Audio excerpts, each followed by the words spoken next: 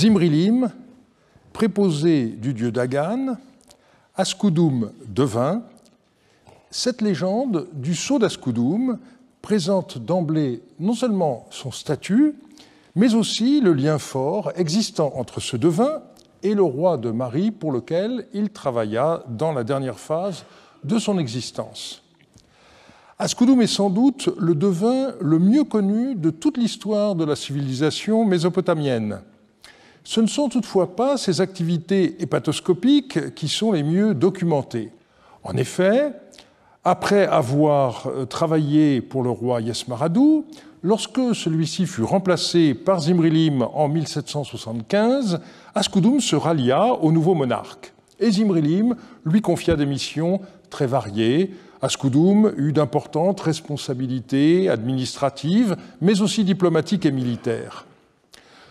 Le cas d'Ascudum constitue un exemple typique de l'importance des liens d'homme à homme dans le Proche-Orient ancien, au-delà des hiérarchies et même des appartenances politiques ou tribales. Pour lui, je ferai une exception puisque notre portrait ne se limitera pas à la période où le trône de Marie était occupé par Zimrilim. On prendra aussi en compte ses activités lors de la période précédente sous Yasmaradu. Une première synthèse, avec la publication de nombreuses lettres, a été faite par Jean-Marie Durand en 1988, dans le premier chapitre du volume 26.1 des Archives royales de Marie. J'en ai tenté une autre en 2011, que je vais mettre à jour à l'occasion de ce cours. Nous commencerons par retracer l'histoire d'un homme qui fut successivement au service de deux rois. Nous verrons ensuite la variété de ses missions pour l'essentiel du temps de Zimrilim. Et nous finirons par la visite du petit palais oriental qu'il a occupé pendant plusieurs années et où sa présence a laissé de nombreuses traces écrites. La documentation relative à Ascudum a été retrouvée à Marie dans deux lieux différents. Le Grand Palais Royal, comme le reste des Archives royales de Marie, mais aussi le Petit Palais Oriental, qui fut sa résidence au début du règne de Zimrilim. Le nom d'Ascudum figure d'abord dans la correspondance.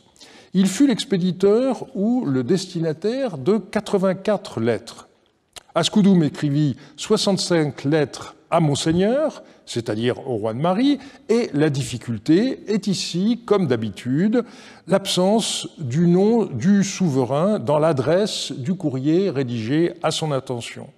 L'analyse interne permet d'estimer que 7 lettres furent adressées à Yasmaradu et 58 à Zimrilim, dont 10 comme co-auteurs avec un autre individu.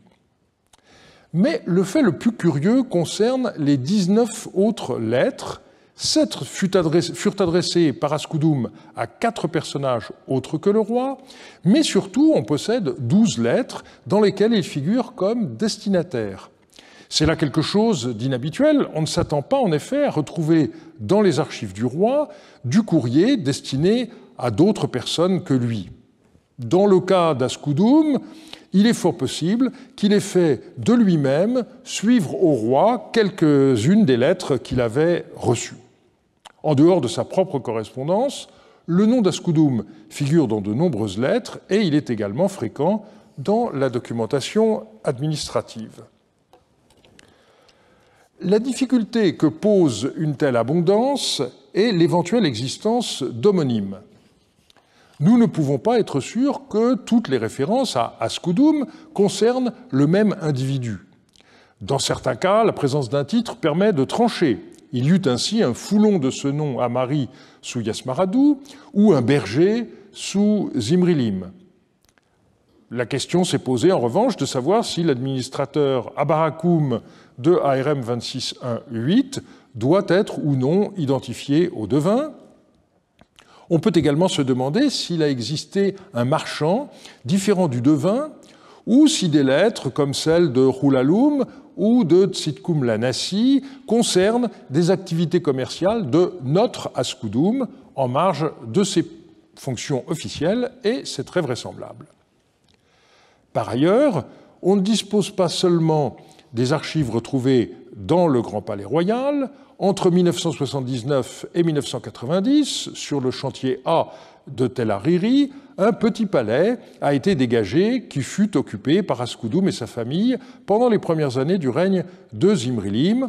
Environ 150 documents montrent le détail de la gestion de sa demeure et le rôle qu'y jouèrent les membres de sa famille. On y reviendra, comme je vous l'ai annoncé, dans la troisième partie de ce cours. On doit enfin signaler qu'on possède une référence à Askoudoum en dehors des archives de Mari. Une lettre retrouvée à Tel Rima, l'ancienne Katara, le montre occupé au transport d'un bélier de siège. La difficulté que pose l'étude de cette documentation réside notamment dans le fait que les lettres, selon la coutume de l'époque, ne sont jamais datées. Or, en l'occurrence, les recoupements avec les textes administratifs sont trop peu nombreux pour qu'on puisse, comme c'est le cas dans d'autres dossiers, reconstituer l'ordre chronologique de la correspondance.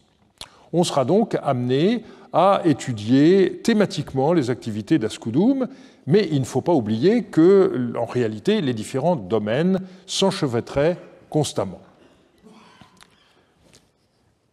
Les devins, au contraire des prophètes, n'étaient nullement rattachés à des temples, ils étaient au service de leurs clients, les rois constituant les plus prestigieux d'entre eux.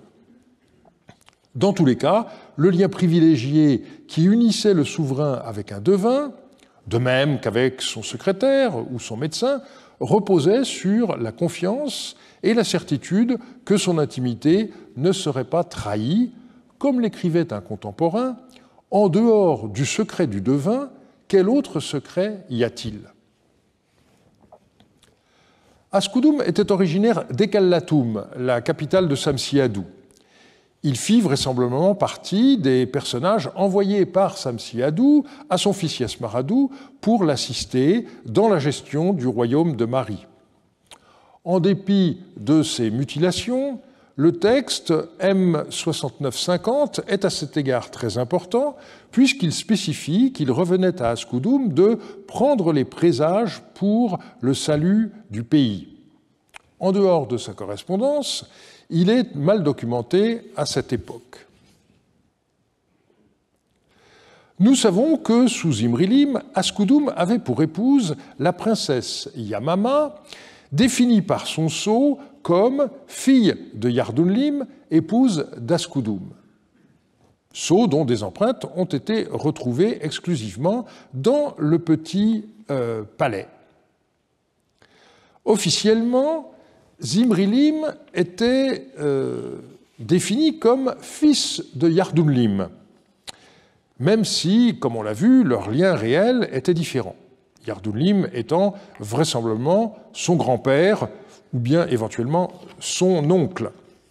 Askoudoum était donc officiellement le beau-frère de Zimri-Lim. La question qui se pose, c'est de savoir à quand remonte ce mariage. Jean-Marie Durand avait estimé vraisemblable qu'il datait du début du règne de Zimri-Lim, mais Nele-Ziegler a proposé qu'il ait eu lieu du temps de Yasmar-Adou. Et l'image de la carrière d'Askoudoum est très différente selon les cas. D'un côté, on pourrait faire un parallèle avec Yassim Soumou. Comme nous l'avons vu la semaine passée, ce scribe fut rapidement promu ministre des Finances, Chanda Bakoum, par Zimri-Lim, qui lui donna au même moment sa fille Dourchatoum comme épouse. Sinon, ce serait parce qu'Askoudoum était déjà membre par alliance de la famille royale que Zimri-Lim aurait choisi de lui accorder sa confiance. Or, on sait que Yasmar-Adou essaya de marier plusieurs dignitaires avec des filles de Yardoun-Lim qui avaient été trouvées encore très jeunes dans le palais de Mari au moment de la victoire de Samsi-Adou.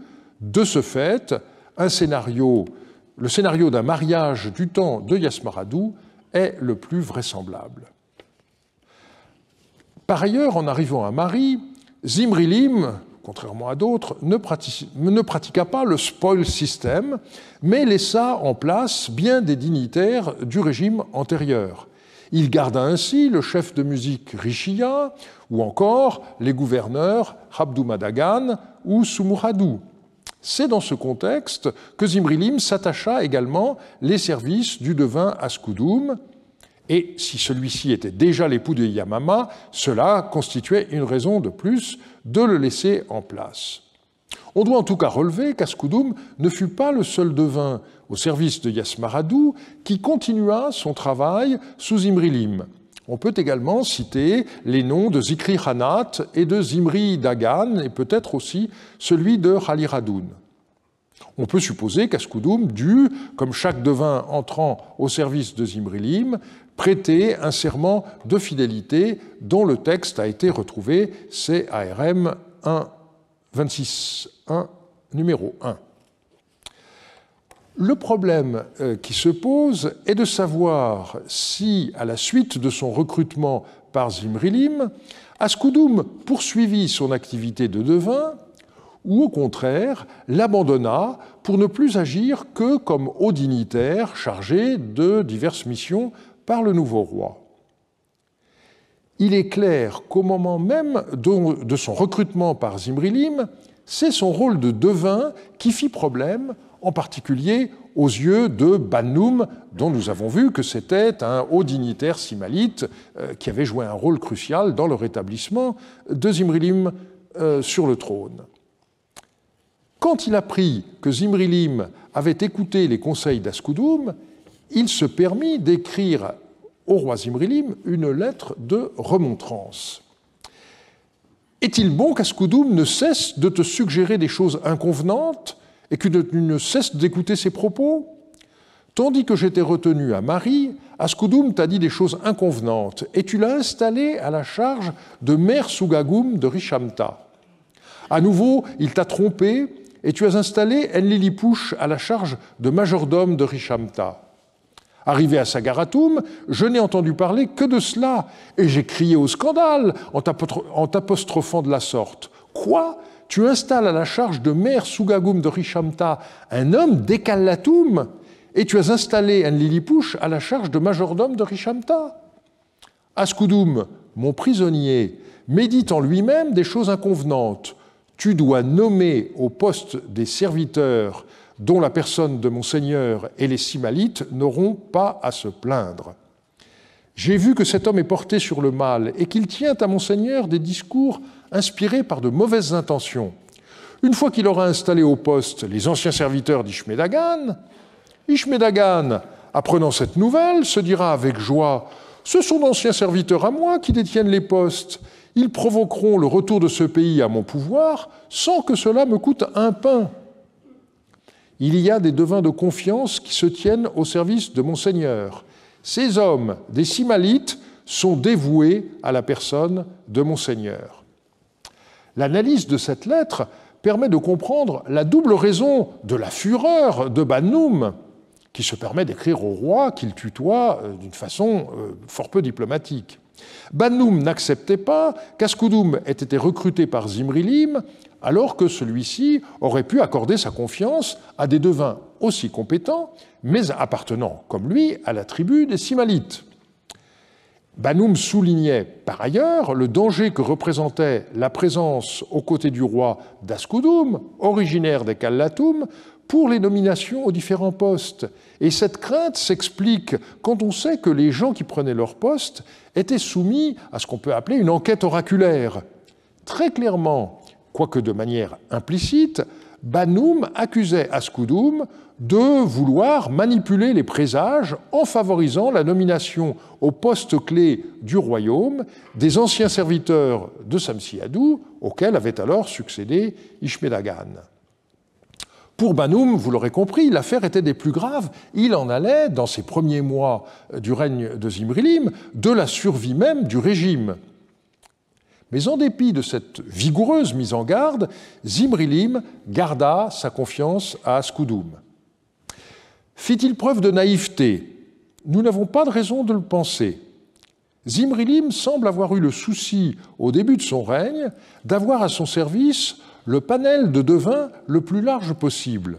Il avait auprès de lui des devins simalites, il garda des devins qui avaient travaillé pour Yasmaradou, comme Ascoudoum ou Zimri Dagan, mais il tenta également d'attirer à Mari un devin originaire d'Alep. Un autre document datant du début du règne de Zimrilim montre encore Askoudoum agissant en tant que devin. Dans la lettre ARM 26.1 numéro 7, Bannoum cite une lettre d'Askoudoum où celui-ci disait qu'il avait pris les présages pour le district de Mari, en utilisant le verbe epeshum au système 1, ce qui veut dire que c'est lui-même qui a pris les présages, et lui demandait de faire prendre des présages pour les districts de Terka, Sagaratum et d'Uryardunlim. L'opposition entre prendre et faire prendre les présages montre bien qu'Askoudoum, en ce qui concerne le district de Mari, avait en personne procédé à l'examen du foie de l'animal sacrifié. Et dans la même lettre, il réclamait d'ailleurs qu'on lui envoie rapidement des agneaux, manifestement, pour qu'il puisse continuer à prendre des présages. Mais dès cette époque, il s'occupait aussi d'affaires administratives ou politiques, comme on le verra à propos de la déportation des habitants du Souroum. Il semble que la plupart des lettres d'Askoudoum traitant exclusivement de divination datent de l'époque de Yasmaradou. C'est sûr pour ARM 26.1, 83, 84 et 88, probable pour le reste, à l'exception du numéro 82, qui date peut-être du règne de Zimrilim. Jean-Marie Durand avait de ce fait conclu qu'après sa promotion sous Zimrilim, Askoudoum n'avait plus guère agi comme devin. Mais on peut expliquer ces situations d'une autre façon. Prendre les présages à propos d'un rêve supposait d'être à côté de la personne concernée ou de disposer d'une mèche de ses cheveux ou d'une frange de son vêtement. Ça n'était sans doute pas le cas d'Askoudoum au moment du rêve de Yassim Dagan qu'il rapporte. De même, lorsqu'Askoudoum fit prendre les présages à propos du Souroum inférieur, il n'était manifestement pas sur place et donc il a dû déléguer cette tâche à d'autres devins. Ça ne montre pas qu'il ne pratiquait plus la divination. Or, 4 lettres datant du règne de Zimrilim s'ajoutent aux 2 citées à l'instant, qui font sans aucun doute allusion à des prises de présages effectuées par Askoudoum en personne. Ce fut le cas à la suite de l'apparition d'une colonne de fourmis dans la cour du palais, d'après la lettre ARM 26.1-242, sûrement attribuable à Chibtou. On notera aussi, dans la lettre où Askoudoum indique « Je prendrai les présages » dans ARM 26.1-17, au moment du transport d'un instrument de musique, cette mention « J'ai purifié » 4 agneaux pour le voyage. Ces agneaux étaient manifestement destinés à ces activités divinatoires. Et on relève dans un contexte militaire, j'ai traité les agneaux de Tsoupum de Kaalaloum, qui était le chef de la garde de la ville de Mari. Enfin, dans ARM 701, Askoudoum prit les présages relatif au fait de savoir si un certain Massira devait être recruté comme scribe, texte qui date de l'an 5 de Zimrilim. Tous ces passages montrent bien qu'Askoudoum a continué à agir comme devin pendant le règne de Zimrilim. On voit donc qu'il ne faut pas opposer de façon trop nette les 2 phases de la vie d'Askoudoum, en s'imaginant que de simple devin sous Yasmaradou, il serait devenu un politique sous Zimrilim. En sens inverse, ARM 26.1 numéro 4 montre Askoudoum déjà intriguant auprès de Samsiadou. Il dénonça au grand roi la conduite de 3 hauts dignitaires mariotes, Laoum, Sidinam et Shamash Tilassou. On ne sait ce qu'il leur reprochait. Écrivant à ce sujet à Yasmaradou, Laoum indiquait seulement qu'il ferait un rapport complet sur cette affaire quand il aurait rejoint le roi à Mari, et donc par oral. De façon paradoxale, donc, seules 8 des 65 lettres écrites par Askoudoum ont trait à la divination, mais on doit observer que le dossier réuni par Jean-Marie Durand dans la première partie d'ARM 26.1 compte, à côté des lettres de devins, beaucoup de lettres relatives à des devins, de sorte que le corpus des lettres divinatoires écrites par des devins est plus restreint qu'on ne pourrait le croire. Sur 42 devins répertoriés par Jean-Marie Durand, seuls 18 ont envoyé des lettres, qui sont au nombre de 68. Alors Ascudum apparaît comme l'un des plus prolixes, avec 8 lettres à contenu divinatoire, et les autres sont dans l'ordre Ishri Yaddou, 10 lettres sans compter 4 à contenu non divinatoire, Eripsin 7 lettres, Naramsin 6, Yemsiradnu 5, Raliradun 4, les autres n'ayant laissé qu'une ou 2 missives. Il faut comprendre la situation des lettres à contenu divinatoire de la même manière que celle des textes à contenu prophétique. Ce sont des documents exceptionnels, écrits quand le devin ne pouvait pas rendre compte de son activité directement au roi lors d'un entretien qui ne laissait évidemment pas de traces écrites. Et cela n'est nullement propre à la correspondance des devins ou des prophètes. La même observation valait, nous l'avons vu la semaine passée, pour le Premier ministre Abdou Malik. Ces 8 lettres montrent Ascudum s'acquittant de sa charge, comme le faisaient habituellement ses collègues, la discipline reine en matière de divination étant alors l'hépatoscopie. Ascudum fut fréquemment appelé à se déplacer pour interroger les dieux au sujet de différentes parties du royaume, car un devin devait en principe être sur place pour prendre les présages à propos d'une ville. Ce n'est qu'exceptionnellement qu'il pouvait avoir recours à un substitut, une motte de terre, en babylonien kirbanum, de la localité en question, lui étant alors envoyée. On voit donc Ascudum voyager pour connaître l'avenir des villes de Sagaratum, Terka, Tsuprum et Mari. Il se rendit également à Halabit, où il prit des présages pour une durée d'1 mois, qui se révélèrent défavorables, et le devin mit le roi en garde au sujet des troupeaux qui paissaient dans la région. Il interrogea aussi les sorts à propos de messagers à envoyer, qui furent retenus tant que les présages restèrent mauvais. Et la même lettre mettait le roi en garde au sujet des districts d'Ikshudapashu et de Rabdumadagan, car les présages n'étaient pas bons. On faisait également appel à l'art d'Ascudum en cas de maladie. Une femme proche de Yasmaradou étant tombée malade à Sagaratum, le roi chargea Ascudum de diagnostiquer l'origine de son mal. Le devin obtint comme réponse « main d'Ishtar de Radan », et il suggéra que cette femme se rende à Ekallatum auprès de cette déesse. Une autre lettre traite d'une maladie à propos de laquelle Ascudum prit les présages. Cette fois, le mal aurait été provoqué par le dieu Sin suite à une promesse non tenue de la part de Yasmaradou et de son père, Samsiadou. Ascudum en informa Yasmaradou, indiquant qu'il attendrait sa réponse avant d'écrire éventuellement à son père. Ascudum, au contraire de certains collègues, ne donnait pas de détails techniques, mais seulement le résultat de ces consultations, avec l'exception de ARM 26.1, numéro 88. L'activité des devins consistait à prendre les présages pour consulter les dieux en leur posant des questions, tawitum, avant d'immoler un agneau. Mais ils devaient aussi examiner les entrailles des animaux sacrifiés aux divinités, qu'ils aient été offerts par le roi ou par des particuliers, et voir si des signes omineux n'y apparaissaient pas, l'un des textes les plus clairs à cet égard étant ARM 26.92. Ascudum signale ainsi qu'il ne cesse d'arriver dans les sacrifices de Monseigneur des signes de perte, nekemtum. Une autre lettre montre par ailleurs qu'Ascudum était au courant des présages qui apparaissaient lors des sacrifices de simples particuliers. Ça ne signifiait pas qu'il avait été lui-même impliqué dans ces sacrifices, mais il pouvait avoir été tenu au courant par un confrère. C'est sans doute ce qui explique que plus d'une centaine de textes de dépenses d'ovins aient été scellés par le devin Ascudum.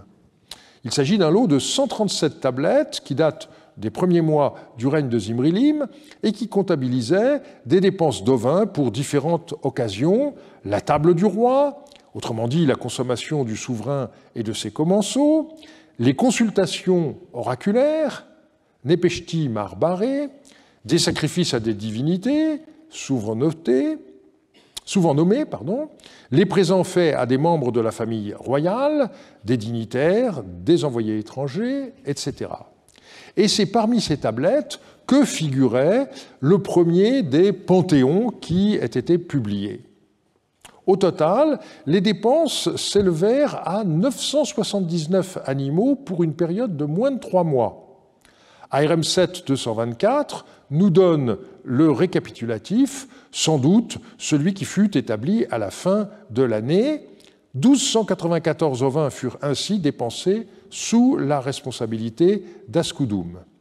Presque toutes ces tablettes donc, ont été scellées par Askoudoum. La seule lettre qui se distingue du courrier habituel des devins, c'est ARM 2681. Askoudoum y rapportait au roi les présages qu'il avait pris suite à une éclipse de lune qui constituait en elle-même un mauvais présage. Donc il fallait, une fois que l'éclipse était constatée, vérifier par hépatoscopie ce que les dieux voulaient signifier par là. Et heureusement, l'hépatoscopie a donné un verdict favorable pour le roi et le district supérieur où se trouvait alors Askoudoum. Et donc, celui-ci a invité le roi à faire prendre de son côté des présages pour lui-même et la ville de Mari où il se trouvait. Et c'est un des rares témoignages sur l'attention portée aux éclipses à cette époque. Comme nous l'avons vu, Zimri-Lim continua d'employer Askoudoum comme devin, mais il le chargea également de bien d'autres missions. Quelques mois après son avènement, Zimri-Lim envoya Askoudoum à Alep avec son chef de musique Rishiya pour négocier son mariage avec une fille du roi Yarimlim, Shiptou.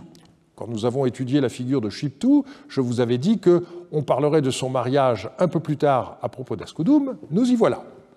C'est un dossier qui est très intéressant, mais qui offre pas mal de difficultés d'interprétation, notamment du point de vue chronologique, l'affaire ayant duré plus d'une année. Et un autre problème vient du fait que quelques années auparavant, Yasmaradou avait épousé une princesse originaire de Katna, et donc certaines lettres pourraient concerner l'un ou l'autre événement, notamment lorsqu'il est question du voyage dans la vallée de l'Euphrate. Rishiya, comme Askoudoum, avait été au service de Yasmaradou. Il devait être âgé à cette époque et il disparut peu après le mariage de Zimri-Lim avec Shiptou. Il semble que dans la mission qu'ils effectuèrent en commun, Askoudoum ait eu la préséance sur lui. Alors on peut se demander à quel titre Askoudoum a été choisi pour une telle mission à Alep. La réponse n'est pas aussi évidente que pour Rishiya. Rishiya, en tant que chef de musique, avait autorité sur le harem, et donc il n'est pas étonnant que des missions matrimoniales, celle-ci n'étant pas la seule, aient été confiées au chef de musique. Pour Askoudoum, c'est sans doute comme haut dignitaire jouissant de la confiance du roi, plutôt que comme devin, qu'il accomplit cette mission matrimoniale. Nous savons que le 25 du mois 4 de la première année complète de règne de Zimri-Lim, Askoudoum était parti pour le Yamrad. Et Rishiya rendit compte de la première phase de leur mission dans ARM 26 numéro 9. Dès leur arrivée à Alep, tous deux ont été très bien accueillis par le roi Yarimlim. Le premier ministre Shimroum intervint en faveur de leur requête, mais il rappela qu'il avait fixé le prix de son intercession, à savoir l'envoi d'une chanteuse depuis Mari, et Rishiya insista donc pour que cette femme, appelée Karanatoum, arrive rapidement. Les négociations avancèrent, et Askoudoum repartit pour Mari, mais aucune pièce du dossier tel qu'il a été réuni jusqu'à présent ne fait allusion à la dot que le roi d'Alep destinait à sa fille. On réunit à ce moment-là, à Mari, ce qu'on appelle le contre-don, la terhatoum, que Zimri-Lim devait faire porter à son futur beau-père selon les usages de l'époque. L'inventaire en a été conservé, il date du mois 10 de l'année 1 et énumère 4 colliers, des médaillons, des épingles, des vases précieux, de nombreux tissus, et pour finir, des bovins et des ovins. Askoudoum convoya tous ces biens jusqu'à Alep, où il semble que Richia était resté. On ignore combien de temps cela lui prit. La coutume de l'époque voulait que le futur époux se rende chez le père de son épouse pour conduire celle-ci dans sa propre demeure. Et pourtant, Zimri-Lim ne s'est pas rendu à Alep. La meilleure connaissance que nous avons maintenant de la chronologie de son règne permet de comprendre pourquoi. C'était le moment où la tension montait avec les Yaminites qui étaient sur le point de se révolter. Et donc on assiste à une sorte de mariage par procuration. Quand Askoudoum arriva à Alep avec la Terhatoum, Yarimlim fit pression pour que le mariage soit célébré sans délai parce que sa mère, Soumouna Abi, était gravement malade et en cas de malheur, la cérémonie aurait dû attendre la fin de la période de deuil. Tel qu'Askoudoum et Richia le résumèrent, le mariage comporta 2 éléments principaux. D'abord, les émissaires de Zimri-Lim firent entrer dans le palais de Yarimlim les cadeaux bibloum envoyés par le roi de Mari, puis ils mirent les voiles sur la fille du roi d'Alep, selon un symbolisme connu par ailleurs pour signifier le mariage. Et puis, 2 jours plus tard, les craintes de Yarimlim se réalisèrent, sa mère mourut. Le roi d'Alep fit alors savoir aux envoyés de son gendre qu'il ne pourrait pas prendre part aux cérémonies funéraires et qu'il devait partir visiter le royaume. On ne sait pas très bien pourquoi ils ont ainsi été mis à l'écart et, malgré leurs protestations, Askoudoum et Richia durent obtempérer. Nous pourrions les envier d'avoir la possibilité d'aller faire comme ça du tourisme en Syrie en toute sécurité, mais eux n'ont pas été contents du tout parce qu'ils avaient le sentiment que cette mise à l'écart traduisait d'une certaine façon un manque de considération à l'égard du roi dont ils étaient les émissaires. Ils revinrent 2 semaines plus tard, et ça correspond à la durée du deuil tel que nous pouvons le voir par ailleurs, et ils firent des présents au roi Yarimlim, à son épouse Gachéra et à la jeune mariée Chiptou, qui était manifestement restée pleurer sa grand-mère dans la capitale. Alors vous vous rappelez qu'avant le départ de Chiptou, son père Yarimlim s'inquiéta de l'endroit où elle serait installée à son arrivée à Mari. On a vu cela lors du 3e cours. Mais Yarimlim ne s'inquiéta pas du statut qui serait alors celui de sa fille. Il ne pouvait pas ignorer que l'épouse principale de Zimri-Lim était alors Damrouratsi, et de fait, à son arrivée à Mari, Chiptou n'eut pas immédiatement le titre de reine Beltoum. On sait qu'Askoudoum partit de Mari convoyer le présent Terhatoum au mois 10 de l'année 1. On ignore quand eut lieu ce mariage par procuration, mais les envoyés de Zimri-Lim semblent être restés au total plus de 6 mois dans le royaume d'Alep, puisque Chiptou n'arriva à Mari qu'après le milieu de l'an 2 de Zimri-Lim. Et par exemple, on voit dans les archives du palais l'enregistrement d'un apport d'étrophes par Askoudoum le 5 du mois 12 de l'année 1, ce qui montre qu'il était alors absent de la capitale. Et si Chiptou n'a pas été conduite à Mari sitôt après la fin du deuil de Soumouna Abi, c'est en raison de la situation politique. Pendant l'hiver de l'année 1, les Yaminites de la vallée de l'Euphrate se rebellèrent, et c'est au mois 2 de l'année 2 que Zimri-Lim détruisit les murailles de 2 de leurs places fortes, Mishlan et Samanoum. Finalement, Askoudoum et Richia souhaitèrent quitter Alep très vite après une des fêtes majeures du calendrier alépin, le sacrifice du Riyaroum, mais malheureusement, on ne sait pas exactement la date de cette fête. Le trajet entre Alep et Mari ne se fit pas sans difficulté, en raison des circonstances politiques, on l'a vu, mais aussi du climat. On ne sait pas combien de personnes comptait l'escorte nuptiale. Il y avait des Alépins qui escortaient la princesse, bien entendu, et puis Chiptou était accompagné par un certain nombre de suivantes qui devaient rester avec elle à Mari. Selon la coutume de l'époque, sa nourrice Zizi en faisait à peu près sûrement partie, mais le ministre Sam Métard mit le roi en garde contre le danger de faire voyager la nouvelle reine et ses suivantes en plein été. Il fait très chaud. Et donc, il proposa d'attendre encore 2 semaines pour que le déplacement ait lieu au début de l'automne. Le convoi partit d'Alep pour Imar. Là, il rencontra des bateaux qui avaient été préparés à Toutoul. Askoudoum et Richia écrivirent à Zimrilim pour lui demander s'il fallait conduire la nouvelle reine à Dur Yardounlim, à Sagaratoum ou à Terka, et le choix qui fut fait semble avoir été Dur Yardounlim. Le gouverneur Soumouradou s'occupa de l'affaire. Cette ville fortifiée mettait en effet Chiptou à l'abri d'un éventuel coup de main des Bédouins yaminites pendant que les bateaux restaient dans le port de Ganibatoum sur l'Euphrate.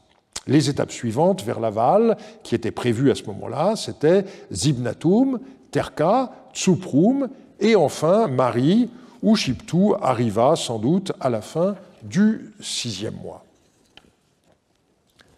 Quelle histoire! Askoudoum eut l'occasion de se rendre à Alep une autre fois pour convoyer des présents de Zimrilim. Il s'agissait notamment de transporter un instrument de musique décrit comme aloum, une sorte de tambour géant en bronze. On ignore la date de ce voyage à Alep, mais il ne s'agit d'aucun des 2 déplacements liés à la mission matrimoniale que nous venons d'analyser. Et Askoudoum décrivit en détail les difficultés du transport à Zimrilim, manifestement pour mettre en valeur son action. Il commença son voyage dans le district de Sagaratoum, écrivant « J'ai rassemblé le gros de mon expédition à Tilla-Zibim. À partir de là, je voyagerai sur des barques. Une fois que j'aurai dépassé l'Askoum, je prendrai les présages. Et conformément à mes présages, je prendrai le tambour aloum et le coffre Kuboussoum et les ferai porter. Je prendrai les enfants sur des chars. En 3 jours, j'atteindrai Imar afin d'arriver 3 ou 4 jours avant le sacrifice Riyaroum. On sait qu'en amont de l'Askoum, l'étroitesse de la vallée de l'Euphrate rendait impossible le halage de bateaux, d'où le recours à des porteurs. Or, le poids de l'instrument de musique était manifestement considérable. Selon ce qui avait été dit devant Monseigneur, 8 hommes peuvent porter le tambour aloum. 8 hommes l'ont soulevé, mais ils ne pouvaient pas le faire avancer. 12 hommes l'ont soulevé, mais ils ne pouvaient pas le faire avancer. Ces hommes peuvent le porter. Et donc, Askoudoum a eu beaucoup de difficultés à faire parvenir cet instrument jusqu'à Toutoul, en raison du froid très sévère qui régnait. Et là, des serviteurs du roi d'Alep auraient dû prendre la relève sous la direction de son accompagnateur alépin Hamousamar, mais il n'en fut rien. Et donc, Askoudoum poursuivit sa route. Arrivé à Imar, il estima qu'il pourrait rejoindre Alep 5 jours avant le sacrifice Riyaroum, et il souligna une dernière fois la peine que le transport de l'instrument avait valu à ces gens. Dans les conflits, la place des devins était claire. Ils assistaient les chefs d'armée dans les décisions qu'ils devaient prendre, interrogeant les dieux sur la route à suivre, les haltes à faire, le déroulement des batailles, etc. Chaque général était donc en principe assisté par 1 ou 2 devins. Le cas d'Askoudoum apparaît à cet égard atypique. Il joua en effet un rôle important dans différents conflits, non seulement par ses interventions diplomatiques, mais aussi parce qu'il prit en personne la tête de contingents militaires. On notera que, dans une lettre qu'Askoudoum expédia conjointement avec le général Yassim Dagan à propos d'affaires militaires, le nom d'Askoudoum apparaît en tête dans l'adresse, ce qui n'est pas la situation normale d'un devin.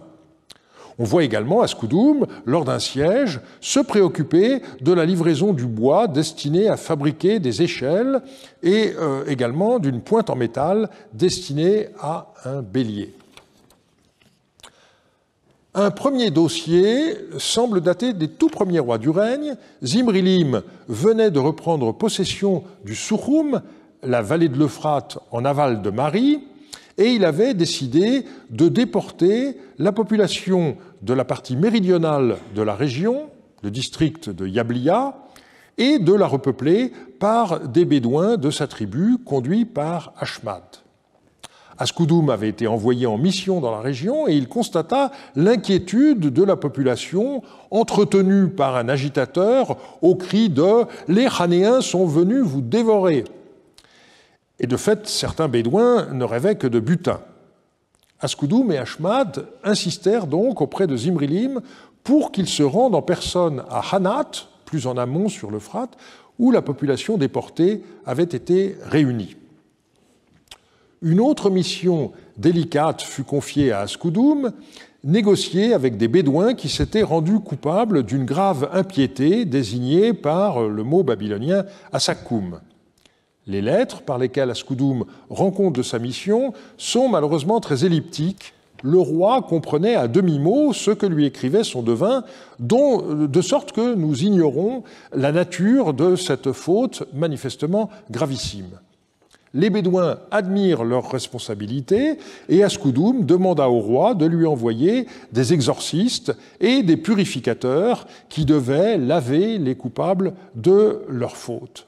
Askoudoum prépara soigneusement la rencontre, écartant les personnes qui auraient pu y causer des troubles, si bien qu'il put envoyer un compte-rendu très positif de la réunion. L'automne de l'an 3 de Zimrilim fut marqué par le début d'un conflit crucial, puisque c'est le moment où les armées d'Eshnouna attaquèrent la région du Souchoum. Zimrilim essaya de réunir le plus grand nombre d'alliés possible pour faire face à cette invasion. Et Askoudoum a été à ce moment-là envoyé en mission auprès du roi Amoudpiel de Katna. Malgré l'invitation de Zimrilim, Amoudpiel ne se rendit pas à Mari pour la fête d'Ishtar, mais il envoya un contingent qui fut placé sous la responsabilité d'Askoudoum. Askoudoum devait retrouver un corps d'armée à Terka. On a un certain nombre de détails, mais finalement, en effet, Askoudoum rejoint Zimrilim à Katounan, comme c'était prévu, et malheureusement pour nous, puisque du coup, eh bien, Askoudoum étant auprès du roi, nous n'avons plus aucune lettre qui nous informe de la suite des opérations. Askoudoum joua également auprès de Zimrilim un rôle de conseiller dans les grandes affaires diplomatiques. Quand il était absent, le roi lui faisait parvenir un double du courrier qu'il avait avec les autres rois. Il lui envoya par exemple la copie d'une lettre qu'il avait adressée à Amoudpiel de Katna, et on sait également qu'il envoya à Askoudoum la copie d'une lettre qu'il avait reçue de Hammurabi à propos de la ville de Hit, que le roi de Babylone, nous l'avons vu, souhaitait absolument récupérer, et Askoudoum se permit de traiter ses prétentions d'excessives.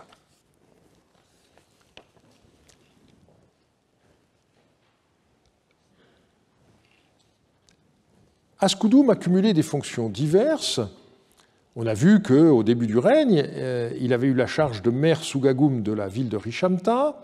Sa place hiérarchique dans l'administration du royaume a été très haute, à en croire les listes de présents effectuées par les grands dignitaires, les uniques Wedutum, comme nous l'avons vu, et dans plusieurs textes, on trouve en tête le premier ministre Sammétar, suivi par Askoudoum. La correspondance d'Askoudoum, relative à des affaires administratives, comprend une trentaine de lettres, dont une douzaine échangées avec différents fonctionnaires, sujets très variés. Il est question aussi bien de troupeaux de vaches ou d'ovins que de la perception de taxes en argent, d'habits destinés aux souverains, de la mise en culture des champs du palais, de l'engrangement des moissons et des rations à donner aux moissonneurs. Enlilipouche demanda à Askoudoum des instructions relatives aux bœufs de labour inoccupés du fait de l'insécurité qui régnait dans la campagne autour de Duryardoulim. Une lettre du gouverneur de Katunan montre également qu'Askoudoum, lors d'une inspection de ce district, avait fixé les effectifs des équipes agricoles du domaine royal. Alors on pourrait s'étonner qu'un devin se mêle de questions économiques de ce genre, qu'on pourrait penser de la compétence du Chandabakoum, mais nous avons vu déjà la semaine dernière qu'il existait des interférences entre les sphères de responsabilité. Ce qui comptait avant tout, c'était le service du roi. Askoudoum profita de ses différentes missions à l'ouest pour faire parvenir à Marie des produits locaux qui manquaient dans la région du Moyen-Euphrate.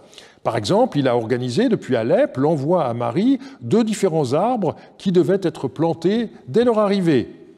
Une autre lettre signale qu'il transportera en bateau d'Imar à Marie tous les biens qui manquaient à Zimrilim et dont on espérait que le roi d'Alep ferait présent dans le cadre des échanges de dons et contre-dons caractéristiques des relations diplomatiques de l'époque. Et je cite « cèdre, cyprès, bois et lamakoum, buis, cuivre, plomb et toute autre chose nécessaire ».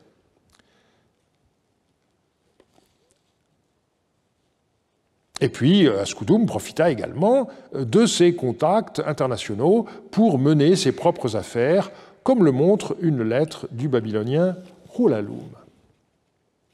Notre portrait d'Askoudoum va profiter d'une circonstance rare. Nous connaissons en effet la très belle demeure où il passa une partie de son existence. La fouille entre 1979 et 1990 du chantier A, ouvert au nord du site de Marie, a permis en effet de dégager la plus grande partie d'un petit palais fort intéressant du point de vue archéologique et qui a livré au total quelques 330 tablettes. Elles sont encore inédites, mais j'ai écrit un rapport préliminaire qui permet de connaître l'essentiel. Ces textes permettent de connaître la vie du bâtiment à 4 périodes différentes de sa longue histoire. La phase la plus ancienne remonte à l'époque où le pouvoir était aux mains de rois portant le titre de Shakanaku, en particulier Puzurishtar. C'était alors le prince héritier, son fils Ritlalira, qui résidait dans ce bâtiment. Après un hiatus difficile à évaluer, ce petit palais fut réoccupé par Yasmaradou au moment où son père l'installa comme roi à Marie, tout simplement parce que de gros travaux ont eu lieu dans le grand palais royal, et donc on a installé Yasmaradou pendant cette période, ce dont témoignent plusieurs dizaines de tablettes qui datent pour l'essentiel de 6 éponymies, de Rish Shamash jusqu'à Ikunpiya, et donc c'est pendant ces 6 ans qu'ont eu lieu les grands travaux du palais royal. La troisième phase, c'est celle qui est marquée par les archives d'Askoudoum, qui couvre les 4 premières années du règne de Zimrilim. Et puis on a, pour finir, une dizaine de textes qui datent de l'année 11 de Zimrilim et qui semblent montrer que ce bâtiment fut alors affecté à la reine Shiptou.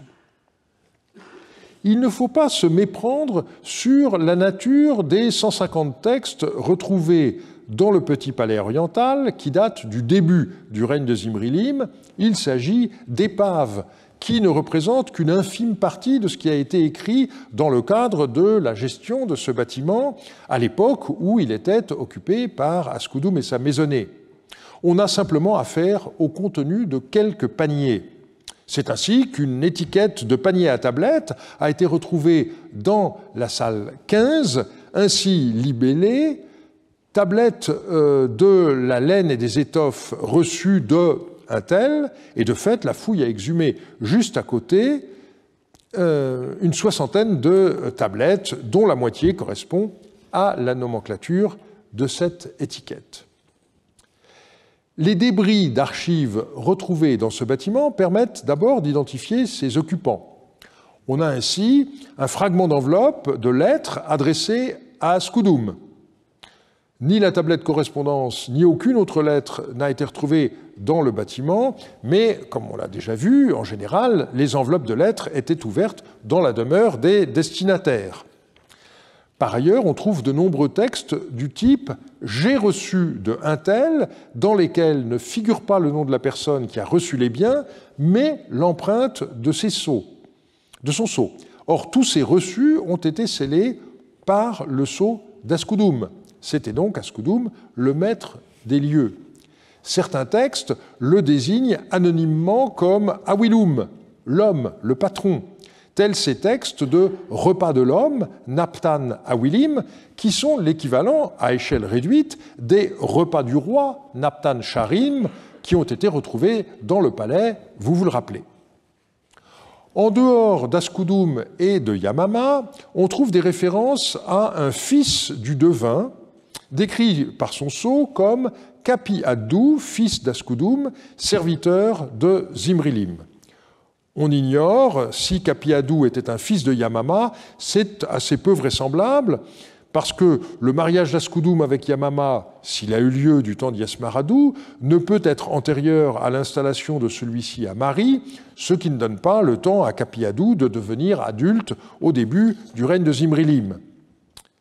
Mais si Ascudum eut une épouse antérieurement à son mariage avec Yamama, il faut noter qu'en l'an 2 de Zimrilim, Yamama était sa seule épouse, comme le montre FM4 33.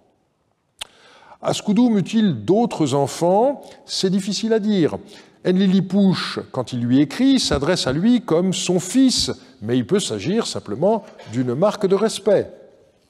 Vivait également dans cette demeure Inipshina, princesse Ugbaptum du dieu Addou, connue comme fille de Yardunlim, elle était donc une sœur de Yamama. Le plus ancien texte livré par la fouille date du 2 du mois 11 de la première année de Zimrilim, donc l'année 0, les quelques mois qui ont suivi l'entrée de Zimrilim à Mari. Et donc, Ascudum se serait installé dans ce bâtiment prestigieux moins de 2 mois après l'entrée de Zimrilim dans sa nouvelle capitale. Et une lettre de Banoum à Ascudum fait sans doute allusion à cet événement. Je cite, « À propos de ta maison pour laquelle tu m'as écrit précédemment, tu m'avais dit « J'ai pris 2 maisons, mais je veux garder la meilleure et renoncer à l'autre. » Voilà ce que tu m'avais dit. À présent, tu peux habiter la maison qui te plaît, personne ne s'approchera de ta maison. Et donc, il apparaît que le petit palais oriental représente la maison qu'Ascudum choisit de garder. Les textes que le hasard nous a conservés concernent principalement 2 sphères d'activité, la gestion des matières premières, grains, laine et huile, et leur transformation, d'une part, la gestion du personnel, d'autre part.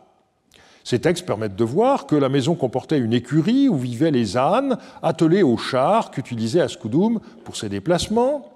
Mais le tableau n'est pas du tout complet. Nous ne possédons par exemple aucun texte relatif à la gestion du domaine foncier d'Ascudum, alors qu'une lettre montre qu'il possédait des terres en quantité. La richesse d'Ascudum apparaît également dans divers textes retrouvés dans le palais, comme un inventaire de 7 vases en argent lui appartenant. Les inventaires qui furent faits de sa maison après sa mort permettent d'en reconstituer en partie le contenu avec sa vaisselle de bronze, ses réserves de vin, etc.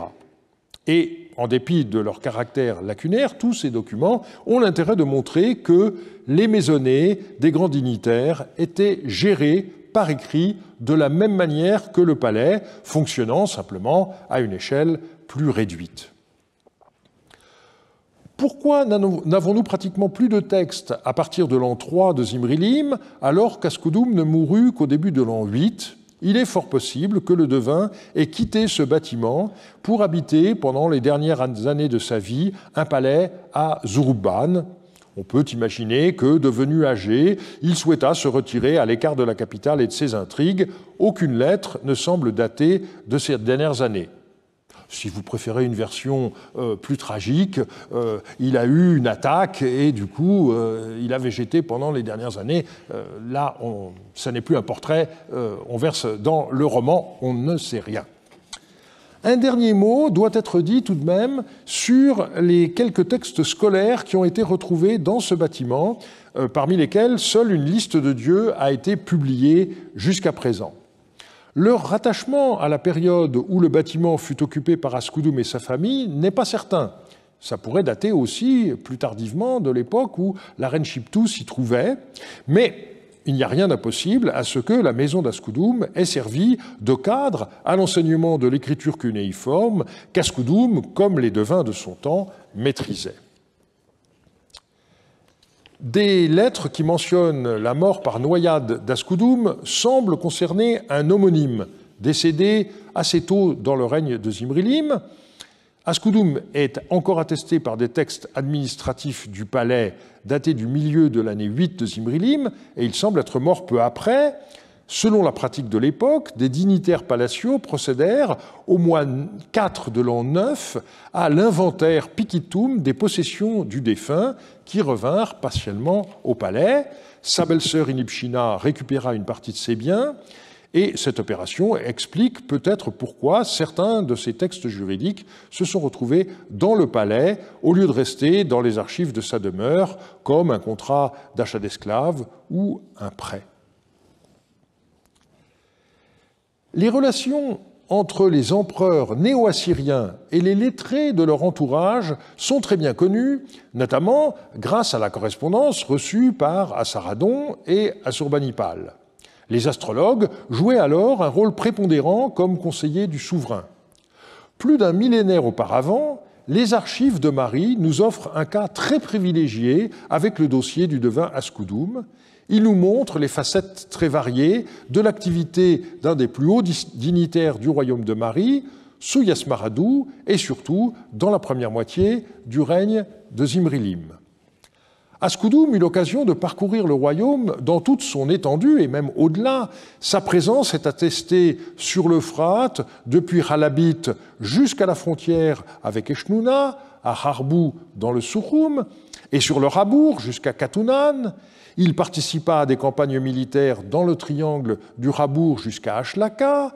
Ses missions à l'étranger le menèrent à Katna et à Alep, où il se rendit au moins à 3 reprises, mais il ne semble jamais être retourné dans sa ville d'origine, Ekallatum. Homme de terrain, ce devin est un des dignitaires de Mari dont la personnalité peut être cernée d'assez près. Ce qui frappe à la lecture de ces lettres, c'est son fréquent souci des plus humbles. Il souligne les efforts de ses porteurs, il indique à quel point les soldats ont froid, il réclame pour eux de l'huile, il souligne l'angoisse des habitants du Souroum déportés. Mais ça n'était pour autant pas un naïf. Il n'hésita pas à dénoncer à Samsiadou la conduite de certains hauts dignitaires, ni à qualifier les propos de Hammurabi de Babylone de mensongers. Ce sont ces qualités humaines qui peuvent contribuer à expliquer pourquoi Zimrilim lui confia des missions diplomatiques délicates et aussi pourquoi certains s'adressaient à Ascudum pour qu'il intercède en leur faveur auprès du roi de Mari. Mais il ne faut pas dresser un portrait idéalisé du personnage, il sut aussi gérer ses intérêts matériels avec beaucoup d'habileté. On voit donc qu'il existe plusieurs visions possibles de l'histoire d'Ascudum. Selon Jean-Marie Durand, c'est avant tout parce qu'il était beau-frère du roi Zimrilim qu'Ascudum se vit confier des missions importantes. Ça n'est pas sa position de devin en tant que telle qui lui permit de gravir les échelons, pour reprendre son expression. Pour Jack Sasson, Ascudum serait typique de ces devins qui, une fois qu'ils eurent réussi à pénétrer le centre du pouvoir, ont cessé de s'ensanglanter les mains, pour reprendre là encore son expression, avec les animaux sacrifiés. Il me semble que, néanmoins, tous les deux ont minimisé les activités d'Ascudum comme devin dans la dernière phase de son existence. De même que les scribes pouvaient accéder aux plus hautes charges de l'État et continuer à écrire, de même les devins pouvaient être de proches conseillers des rois sans cesser d'interroger les dieux pour tenter de connaître le sort de leurs entreprises ou interpréter les signes qu'ils leur envoyaient. La semaine prochaine, on s'intéressera à l'intendant Mukanichum et au travail des artisans. Je vous remercie de votre fidélité et de votre attention.